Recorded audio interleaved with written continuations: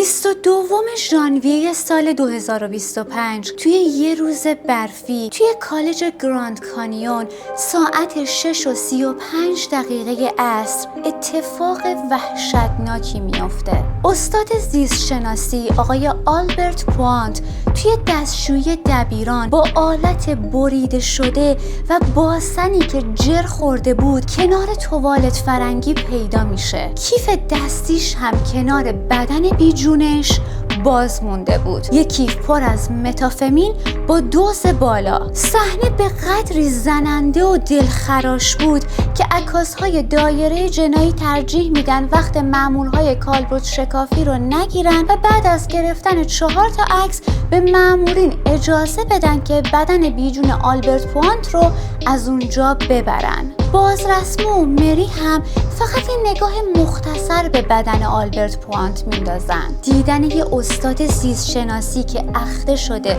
و خون سر تا پاشو گرفته کمک زیادی به حل معمای قتل نمیکنه.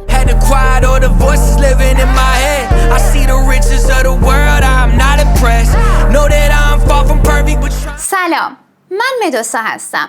به چنل من خوش اومدین. قراره که من و شما به بازرسمو کمک بکنیم تا قاتل پرونده های سخت رو پیدا بکنه. بازرسمو یه شخصیت غیر حقیقی هستش و تمامی پرونده هایی که من برای شما روایت میکنم زاده تخیل تیم نویسندگی مدوسا لیلی هستش. بازرسمو هر بار درگیر یه پرونده جدید میشه و شما با توجه به اطلاعات و شواهد پرونده باید حدس بزنید که قاتل کی هستش. نظراتتون رو توی کامنت ها برام بنویسین و دلایلتون رو هم بگین. جواب هر پرونده رو توی انتهای ویدیوی بعدی با رمزگشایی کامل بهتون میگم تا ببینید که درست حدس زدین یا نه. بریم سراغ پرونده امروزمون. روزی که آلبرت پوانت به قتل میرسه ترم 2 کالج شروع شده بوده. در واقع اون روز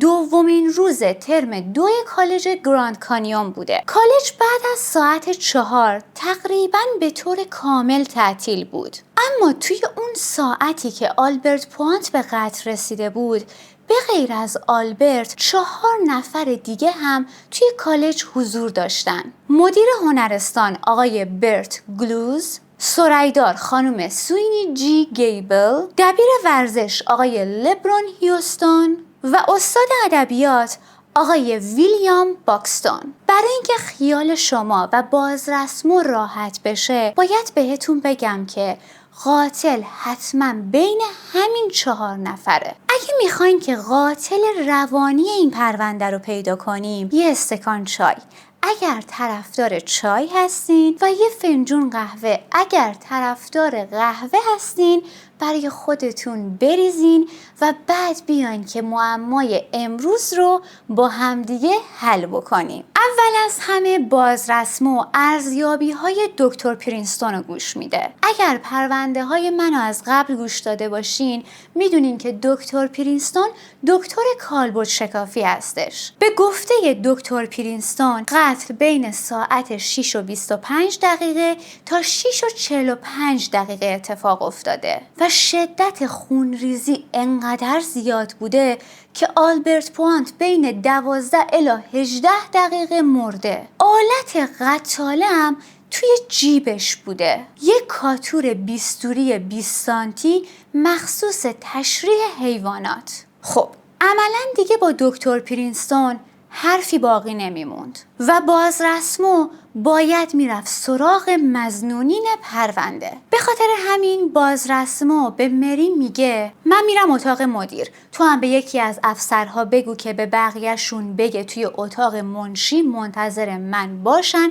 تا دونه به دونه صداشون کنم. اولین نفری که بازرسمو باهاش صحبت میکنه مدیر کالج یعنی آقای برت گلوز بودش. بازرسمو یه سری اطلاعات از قبل راجع به آقای گلوز جمع‌آوری کرده بوده. آقای گلوز 24 سالی می شدش که مدیر کالج گراند کانیون بود. اما قبل از این 24 سال 5 سال به عنوان دبیر شیمی توی همین کالج تدریس میکرده. توی اون زمانی که آقای گلوز به عنوان دبیر شیمی توی کالج تدریس میکرده، یه سری اتفاقات توی کالج افتاده بوده، مثل این که به شدت مواد توی کالج رد و بدل میشده. مدیر قبلی هم به جرم سهلنگاری در توزیع دراگ از کار برکنار میشه و تعدیلش میکنن. به خاطر همین آقای گلوز میاد روی کار.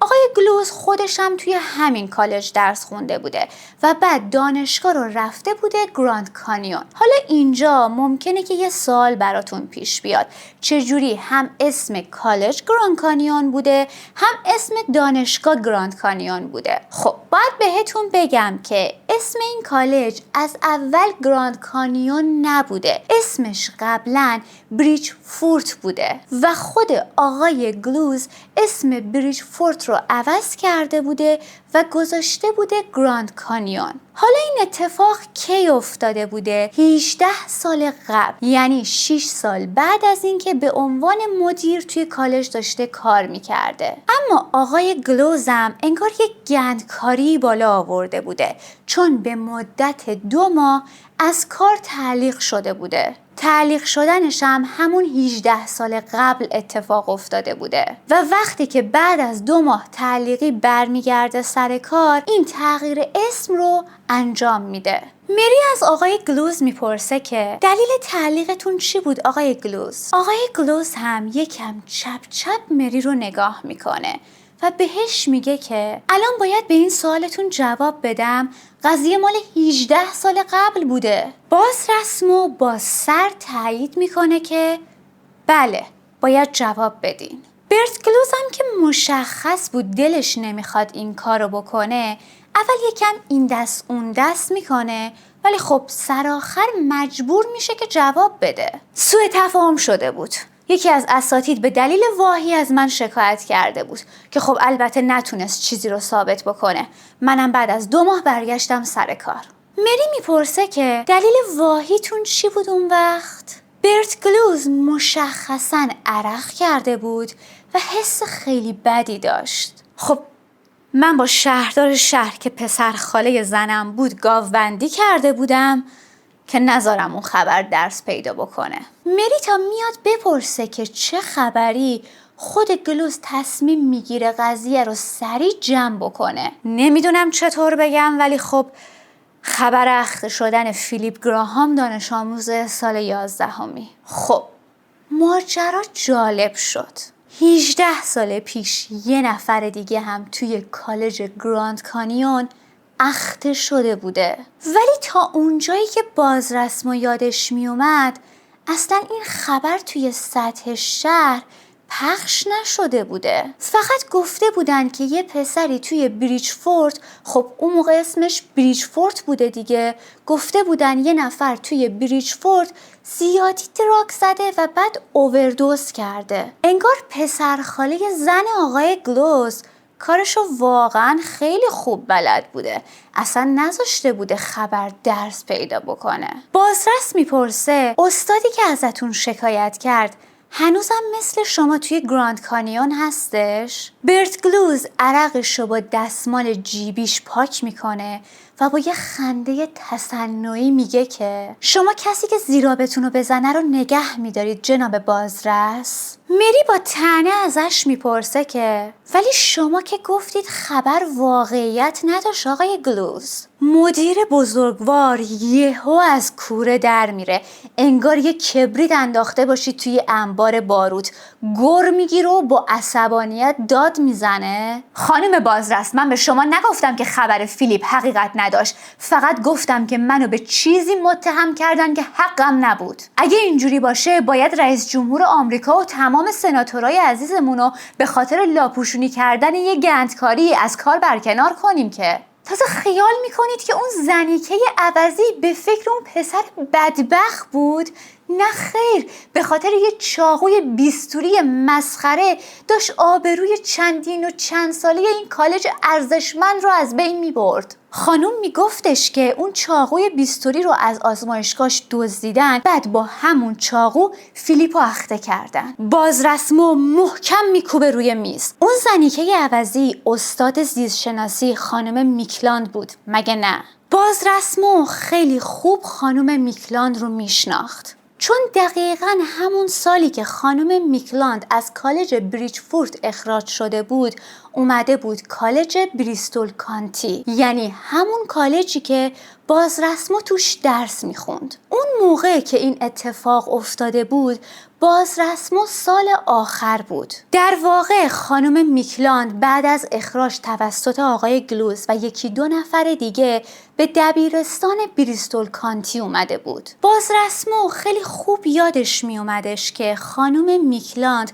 با اطمینان گفته بود که آقای گلوز یعنی مدیر مدرسه و یکی دو نفر دیگه میدونن که کی این بلا رو سر فیلیپ بیچاره آورده. البته خانم میکلاند از اینکه چه بلای سر فیلیپ اومده حرفی نزده بوده و فقط همون شایعه هایی که بقیه تکرار میکردن و تکرار کرده بوده، یعنی اینکه زیادی فتامین زده بوده و بعد اووردوز کرده بوده. با اینکه از جریان اخته شدن فیلیپ گراهام کاملا خبر داشته. خانم میکلاند میگفت اونا میدونن که کی توی مدرسه فتامین و مواد پخش میکنه اما جلوش رو نمیگیرن. اون میگفتش که فیلیپ یه پسر ساده و معصوم بود، حتی یه سیگارم توی دستاش تا حالا ندیده بود. مثل اینکه بعد از اینکه فیلیپ گراهام اخته میشه میخواستن با پول دهن خانواده گراهام رو ببندن، اما مادر فیلیپ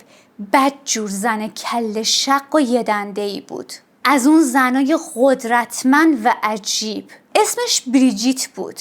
بعد از مرگ شوهرش دختر و پسرش رو به تنهایی به دندون کشیده بود. میگفت پول خون پسرم رو نمیگیرم که خف خون بگیرم. واسه همین اونایی که میخواستن دهنش رو ببندن براش پاپوش درست میکنن و توی ماشینش مواد جاساز میکنن. بعدم با یه حکم مسخره 5 سال میفرستنش زندان مرکزی یوتا. با یه حکم مسخره ترم تا آخر عمرش اجازه ورود به اینجا رو بهش نمیدن. نه تنها دیگه نمیتونسته وارد فونیکس بشه، حتی اجازه ورود به ایالت آریزونا رو هم نداشته دیگه. بازرسمو این اطلاعات رو از خانواده فیلیپ گراهام داشته، اما نمیدونسته که جریان سر اخته شدن فیلیپ گراهام بوده، نه صرفاً اووردوز کردن. بازرسمو در ادامه صحبتاش از آقای گلوز میپرسه که آقای آلبرت پوانت به جای خانم میکلاند اومدن، درسته؟ مدیر کالج گراند کانیون سر تکون میده و بعد میگه اصلا قبل از اینکه خانم میکلاند بخواد بیاد اینجا آلبرت پوانت همینجا دبیر شیمی بودش، اما خب یه بار یه غلطی میکنه و یه مدت تعلیقش میکنن. یه بار یکی از بچه‌ها داشته سر کلاس آلبرت پوانت مسخره بازی را مینداخته. آلبرت هم یهو جوش میاره، چاقوی تشریح رو بر میداره، میگیره سمت سینه پسر بچه، بهش میگه که با همین چاقوی بیستوری اون تتویی که روی سینت کشیدی و برات میکشم بیرون. مثل اینکه اون پسره تتو یه بازیکن هاکی رو روی سینش کشیده بوده. به خاطر همین موضوع هم یه مدت تعلیق شده بوده. بازرسمو بعد از اینکه چند تا مورد کوچیکو یادداشت میکنه از آقای مدیر میپرسه که برای چی تا این ساعت توی مدرسه مونده بودید؟ و جوابی که برت گلوز میده از آدمی مثل اون کاملا انتظار میرفت. من همیشه ترجیح میدم که آخرین نفری باشم که مدرسه‌مو ترک میکنم خانم بازرس. برت گلوز یه حس مالکیت عجیبی داشت که باعث میشد هر گونه اصول اخلاقی رو زیر پا بذاره و توی اون لحظه بازرسمو احساس میکردش که برای حفظ جایگاهش به عنوان مدیر کالج گراند کانیون حاضر آدم هم بکشه. بعد بازرسمو سوال آخر رو میپرسه. میدونید کی برای بریجیت گراهام پاپوش درست کرد؟ برت گلوز میخنده و با تمسخر جواب میده که پاپوش، طرف خودش ساقی مواد بوده،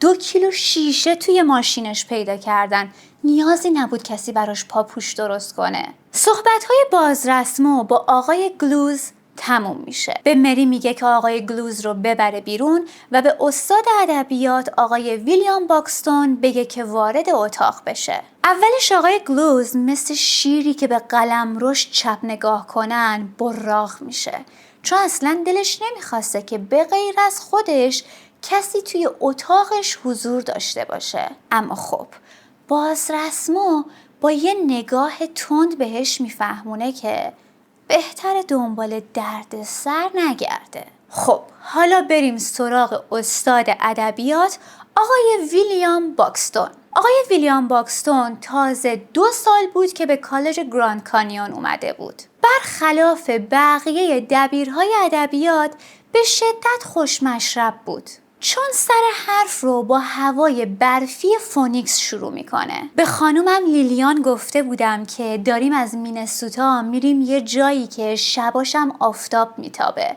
حالا شاید براتون سوال بشه که چرا ویلیام باکستون این حرف رو زده بوده. چون که ویلیام باکستون از مینسوتا اومده بوده فونیکس و مینسوتا یکی از سردترین ایالت‌های آمریکاست. ایالت آریزونا هم که مرکزش میشه فونیکس یکی از گرمتریناست. آقای باکستون میگفتش که اصلا انتظار یه چنین آب و هوایی رو تو فونیکس نداشته. راستم میگفته. اومدن برف توی فونیکس هر 10 سال یه بار اتفاق میافتاده. اما خب اون سال یه هفته تمام بوده که داشته برف و طوفان میومده. باز رسمو میره سراغ اصل مطلب و از ویلیام باکستون میپرسه که برای چی تا این ساعت توی کالج بودین؟ شاید دلیلش یکم براتون عجیب به نظر بیاد، ولی خب من موقع‌هایی که همسرم لیلیان خونه نیستش سعی میکنم تا زمانی که برنگرده خونه منم نرم خونه. دوشنبه‌ها و چهارشنبه‌ها و جمعه‌ها لیلیان با دوستاش یه برنامه ولاگ سازی دارن. کانالشو توی یوتیوب هم میتونم بهتون نشون بدم. لیلیان تا ساعت 9 شب اونجاست. منم ترجیح میدم تا زمانی که نیاد یه جورایی وقت بگذرونم. تو این هوای مزخرفم که اصلا نمیشه هیچ کاری کرد، با خودم فکر کردم که یکم توی اتاق کارم بمونم. بعد یه نقد درباره کتاب جدید آلن لوی بنویسم، همون کتاب مسخرش که اسمش تئوری طلاییه. مری و بازرسمو یه جوری به هم نگاه کردن که باکستون متوجه شد دلیلی که آورده نمیتونه برای 2 تا بازپرس جنایی قانع کننده باشه. احتمالاً با دلیلی که الان براتون آوردم مظنون اصلی پرونده منم، ولی خب من حقیقت رو بهتون گفتم. میتونید از سوینی هم بپرسید. همون موقع 2 تا قهوه برام آورده بود. البته قهوه دومش خیلی بد بود. فکر کنم آبش جوش نیومده بود، چون وقتی خوردم دل و رودم ریخت به هم. به خاطر همین رفتم دستشویی دبیران که اون صحنه رو دیدم. بازرس میپرسه قهوه دوم رو کی خوردین؟ فکر کنم ساعت 6:40 بود. آره ساعت 6:40 بود، چون همون موقع سوینی ساعت رو ازم پرسیده بود. منم ساعت رو بهش گفته بودم. انگار باید ساعت 6:07 میرفت اتاق آقای گلوز رو گردگیری میکرد. مری میپرسه با سوینی هم رابطتون مثل بقیه دبیرها خوب هستش؟ باکستون یه خنده ریزی میکنه و میگه من کلا سعی میکنم که روابطم توی محیط کاری با همه صمیمی باشه تا ساعت کاری نخواد برام سخت بگذره. راستشو بخواین من مثل لیلیان زیاد دوست و رفیق توی فونیکس ندارم. بعد از اون اتفاقی هم که خب برامون افتاد، هر دوتامون سعی میکنیم که زیاد توی خونه نمونیم، علل خصوص بعد از غروب. مری میپرسه چه اتفاقی؟ آقای باکستون برای اولین بار طی صحبتاش اخماش میره توی هم و خیلی جدی میشه. خب مرگ پسرمون چارلی کوچولو، راستشو بخواین اصلا به خاطر همین از مینسوتا اومدیم این سر آمریکا. لطفاً ازم نپرسید که چی شده، خودم بهتون توضیح میدم. پرستار چارلی بهش متادون میده. فکرشو بکنید یه پرستار به یه بچه کوچولو شربت متادون میده چون گریه های بچه رفته بود روی مخش. مخ عزیزش داشته میترکیده، به خاطر همین بچه‌مون رو به کشتن میده. بازرسما و مری بعد از شنیدن این حرف یه کمی سکوت میکنن و بعد هر کدوم جداگانه اظهار تأسف میکنن. ویلیام هم با تکون دادن سر ازشون تشکر میکنه. بازرسما میگه فقط یه سوال دیگه آقای باکستون، شما چقدر آقای پوانت رو میشناختید؟ آقای باکستون دوباره خوشمشرب شد. باور کنید گندترین آدمی بود که تا الان تو زندگیم دیده بودم. 2 کلمه حرف نمیشد باهاش زد. حتی بچه‌های مدرسه هم ازش متنفر بودن. تنها رفیقش توی این خراب شده همین جناب مدیر آقای گلوز بودش. ولی خب بگم این دلیل نمیشه که دلم بخواد این بلا سرش بیاد. البته خب یه بار یه درگیری لفظی خیلی بدی هم با هم دیگه داشتیم. مری میپرسه سر چه موضوعی؟ ویلیام باکستون دوباره ابروهاش میره تو هم دیگه. سر پسرم چارلی. نمیدونم از کجا جریانو فهمیده بود. البته بگم یه حدسایی میزنم. فکر کنم جناب رئیس گلوز بهش گفته بودش. البته اینو بگم کلکل اول خود من شروع کردم ولی فقط برای شوخی بودش. 5 ماه بود که اومده بودم اینجا، رابطه‌م با همه خوب بود به غیر از آلبرت. حتی با آقای گلوز هم رابطه‌م خوب بود. یه روز همه توی دفتر اساتید نشسته بودیم که من برمیگردم به شوخی بهش میگم شنیدم دبیرای زیست حتی پای سیب رو هم با چاقوی بیستوری برش میدن. همه میخندن به غیر از آلبرت. یهو فنجون قهوه‌شو میذاره کنار و با عصبانیت میگه که اما من دبیرای ادبیات کمی رو میشناسم که به بچه‌های کوچیکشون برای دل درد شربت متادون بدن. وقتی داشتی بهش شربت متادون میدادی یه غزل از شکسپیرم براش خوندی؟ وقتی اینو میگه داد میزنم میکشمت حرومزاده. خب شما جای من بودید عصبی نمیشدید؟ یهو سکوت میشه. ویلیام باکستون بعد از این جمله دیگه هیچی نمیگه. یا ویلیام باکستون خیلی صاف و صادق بود یا خیلی باهوش بود، چون عملاً بازرسما و مری رو گذاشته بود توی برزخ. اینا نمیدونستن که با شنیدن حرفاش باید بیشتر بهش شک بکنن یا بذارن رو حساب صداقت و رو راستیش. انگار خود باکستونم متوجه این موضوع شده بود. میدونم احتمالاً الان باید از قبلم براتون مظنون‌تر به نظر برسم، ولی خب دلم میخواست جریان از زبون خودم بشنوید. هیچ دلم نمیخواست اون لبرون خالیبند یا اون گلوز آبزیرکاه بهتون اینا رو بگه. فقط اینکه امکانش هستش من به لیلیان زنگ بزنم و بگم نره خونه،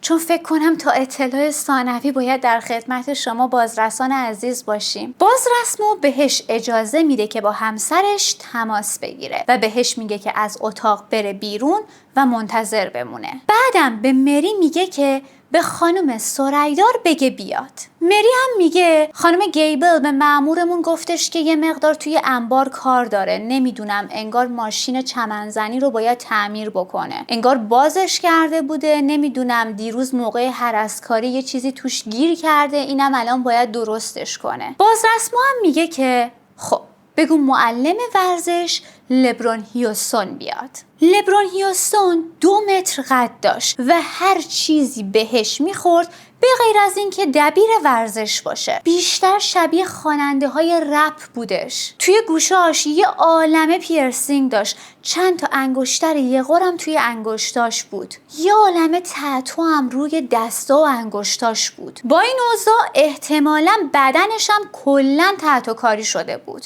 بازرسمو سوال اصلی رو از لبرون هیوستون میپرسه. چرا تا این ساعت توی کالج مونده بودین آقای هیوستون؟ وسایل ورزشی و لباسا تازه ساعت 4:30 رسیده بودن. منم مشغول راست و ریز کردنشون بودم. باید توی قفسه ها میچیدمشون. لباس چیرلیدرها به قدری مزخرف بود که رفتن به آقای گلوز نشونش دادم. 3 تاشون از بالا تا پایین نخکش شده بودن. منم زنگ زدم گفتم که فردا بیان ببرنشون. این وسط سبدای بسکتبالم تعویض کردم. یعنی اون موقعی که ویلیام شکسپیر بدن آلبرت انیشتین رو پیدا کرده بود من یه 2 تا پیچ دیگه باید پرچ میکردم.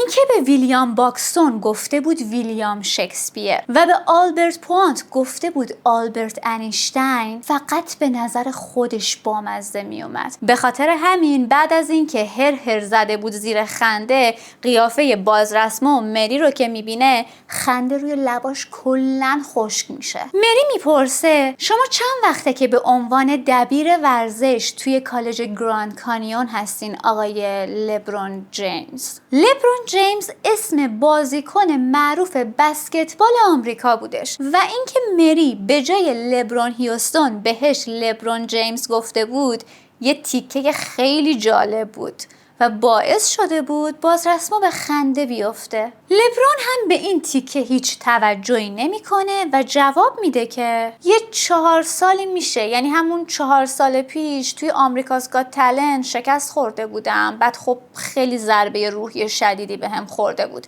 حسابی افسرده و داغون شده بودم. همون موقع ها بود که پدرم بهم گفت خاله سوزی زنگ زده گفته که یه خبر خیلی خوب برات دارم، انگار که آقای گلوز یه جای خالی برام کنار گذاشته بوده. منظور لبرون هیوستون از خاله سوزی همسر آقای گلوز بودش. بله، معلوم میشه که لبرون هیوستون پسر خاله همسر آقای گلوز بوده. همون پسر خاله‌ای که توی جریان فیلیپ گراهام به داد آقای گلوز رسیده بود. خب انگار آقای گلوز هم براش خوب جبران کرده بود.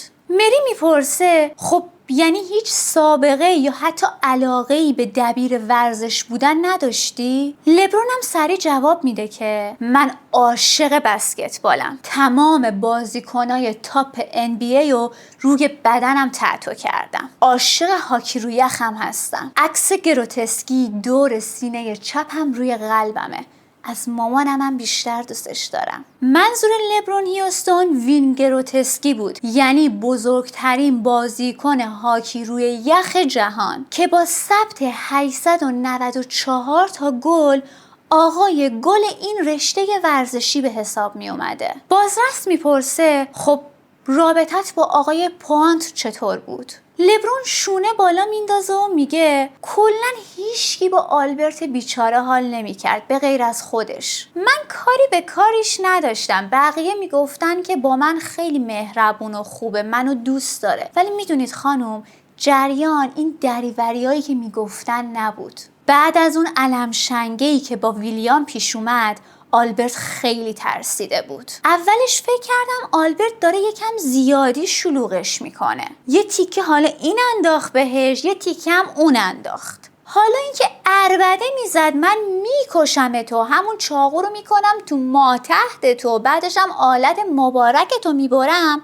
به نظر من گوخوری اضافه میومد. اما مسئله این بودش که ویلیام باکستون 2 هفته تمام شبانه روز جلوی خونه آلبرت کیشیک میداد. فقط توی ماشینش مینشست، بعد که شب میشد یه رب چراغ ماشینش رو روشن میکرد که بخواد بره رو مخ اون بیچاره. هر صبحم یه چاقوی تشریح مینداخت توی جعبه نامه ها. منم که دیدم اوضاع چه خبره، خب بهش حق دادم بترسه. ویلیام باکستون رسما داشت روانی بازی رو مینداخت. آلبرت از من و سوینی کمک خواست. آلبرت پوانت هیچ موقع توی زندگیش از کسی کمک نخواسته بود، ولی داشت به من و سوینی التماس میکرد. سوینی هم گفت لطفاً پای منو از این ماجرا بکشید بیرون، چون من مجبورم یه روز در میون برای کمک به مادرم برم تا یوتا و برگردم. اینجوری میشه که قرار میشه فقط من هواشو داشته باشم. بازرسما و مری خیلی تعجب کرده بودن. یعنی ویلیام باکستون تا این اندازه روانی بود؟ مری میپرسه خب آخرش چی شد؟ لبرون هم میگه خب واقعیتش من به آقای گلوز جریان رو توضیح دادم، اونم ویلیام باکستون رو انگار که تهدید میکنه از مدرسه اخراجش میکنه. به هر حال ویلیام هم برای درمان زنش خب به حقوق اینجا احتیاج داره، به خاطر همین فکر کنم بیخیال آلبرت میشه. دیگه بعدش اصلا به همدیگه هیچ کاری نداشتن، حتی 1.5 سال از کنار همدیگه ردم نشدن. بازرس از لبرون میپرسه که تو میدونی مشکل زن ویلیام چی بوده؟ لبرون اول شونه بالا میندازه. معلوم بود که اصلا دلش نمیخواد راجع به این موضوع صحبت بکنه، ولی بازرسمو بهش اطمینان میده که این موضوع پیش خودشون محفوظ باقی میمونه. خب چطور بگم آخه بعد از اینکه زنش اون کارو با پسر کوچولوشون میکنه، یه جورایی مجبور میشن از مینسوتا فرار بکنن بیان اینجا. بعد کلینیک اعصاب و روان بستریش میکنه. البته بعد از یه سال حال زنش بهتر میشه، ولی خب هنوزم تحت مراقبت‌های ویژه است. یه 3 روزی کلینیک میمونه، 4 روزم خونه میمونه. مری میگه یعنی پرستار بچه‌شون نبود که بهش شربت متادون داد؟ لبرون یه خنده تلخی میکنه و میگه نه خانوم، انگار زن ویلیام فکر میکرده که ویلیام با پرستاره ریخته رو هم که همچین غلطی رو کرده. اما راجع به آلبرت اگه بخوام بگم واقعا چندش بود. از اینکه مرده واقعا خوشحالم. بازرس یهو شوکه میشه. در عرض چند ثانیه صحبت ها از زن ویلیام میکشونه به آلبرت. چرا اینو میگی؟ آخه باورتون نمیشه اگه بهتون بگم وقتی که سوینی بیچاره به خاطر مامانش قبول نمیکنه که به آلبرت کمک بکنه، آلبرت هم زیرا به سوینی رو پیش آقای گلوز میزنه. نمیدونم از کجا، ولی بیشرف همیشه تحتوی همه چی رو در می آورد. یه روز آلبرت آقای گلوز رو میبره انبار تا اونجا آبروی سوینی رو پیشش ببره. منم اونجا بودم، صحنه رو میبینم. گفت میدونی این دختر خوشگل که فوق لیسانس فلسفه داره چرا اومده داخل مدرسه داره به عنوان سرایدار کار میکنه؟ چون میخواد ازت انتقام بگیره برت. این سوینی جی خواهر همون فیلیپ گراهامه. میخواد تو رو بکشه. خودش بهم گفت با مامانش 2 تایی نقشه کشیدن که تو رو بکشن. سوینی بیچاره یهو هنگ میکنه. درسته که خواهر فیلیپ گراهام بوده، ولی خب دلیل نمیشه که به خاطر انتقام اومده باشه اینجا. تازه چطور میتونست یکی مثل برت گلوز رو بکشه؟ مگه شهر هرت آخه. مری میپرسه خب آقای گلوز چی کار کرد؟ لبرون سرش رو تکون میده و میگه چی بگم، سوینی بیچاره فقط تا بهار اینجا میمونه، بعدش باید بره. آقای گلوز میخواست همون موقع بندازتش بیرون، ولی خب سوینی بیچاره بهش التماس میکنه که به خاطر مادرش تا بهار حداقل اینجا نگهش داره. آخه تو چله زمستون کی باغبون میخواد؟ البته اینم بگم نمیدونم آلبرت پوانت بیشرف چی به آقای گلوز گفته بود که قرار ویلیام باکسون هم از ترم بعدی دیگه اینجا نباشه. 2 روز بعد از جریان سوینی داشتن سر ویلیام باکسون با هم دیگه جر و بحث میکردن. صداشون رو از داخل دفتر آقای گلوز شنیدم. داشتن با هم دیگه حسابی جر و بحث میکردن. انگار آقای گلوز نمیخواستش که ویلیام باکسون رو بندازه بیرون. اما یادمه که آلبرت سرش داد زد و گفتش که اگه این کارو نکنی خیلی بد برات میشه برت. خودت که میدونی چی میگم. مری دوباره خواست یه سوال دیگه بپرسه که بازرس دیگه بهش اجازه نمیده و از لبرون درخواست میکنه تا از اتاق بره بیرون. وقتی که لبرون از اتاق میره بیرون، مری به بازرس میگه که بازرس سوینی اومده، الان بهش میگم بیاد داخل. بازرس میگه نیازی نیست، میدونم کار کی بوده. خب اینم از پایان پرونده امروزمون. بازرسمو فهمیده که قاتل کی هستش. فکر کنم شما هم فهمیده باشین، چون خیلی پرونده سختی نبوده. یه نکته خیلی ریزی توش داره که اگه خوب توجه کرده باشین میتونید حدس بزنید قاتل کی هستش. نظراتتون رو یادتون نره توی کامنت ها برام بنویسین و دلایلتون رو حتما بگید. جواب این پرونده رو توی انتهای ویدیوی بعدی مثل همیشه بهتون میگم. خب میدونم دل تو دلتون نیست که ببینید قاتل پرونده قبلی کی بوده. زود تند سری بریم سراغ جواب پرونده قبلی.